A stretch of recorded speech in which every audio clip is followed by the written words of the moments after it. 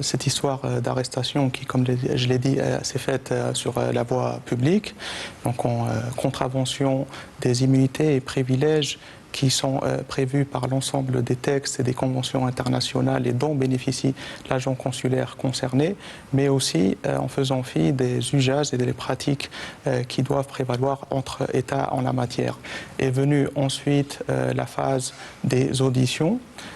Et à ce moment-là, il y a eu un argument tout à fait grotesque qui a été utilisé pour motiver cette arrestation, en l'occurrence le fait que cet agent consulaire son téléphone ait été borné à côté de l'adresse du domicile d'un délinquant notoire dont on a utilisé cette affaire pour mettre dans la gêne les relations bilatérales qui se trouvaient dans une phase de réchauffement. L'ensemble de ces mesures qui ont été prises ont été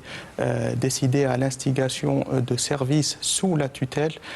du ministre de l'Intérieur français Bruno Retailleau, qui assume entièrement la responsabilité de cette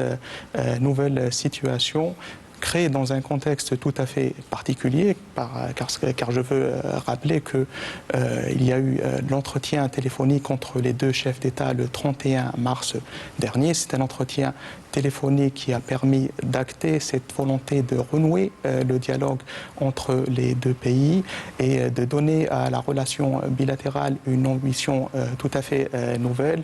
qui englobe l'ensemble des spectres des questions de coopération d'intérêt commun.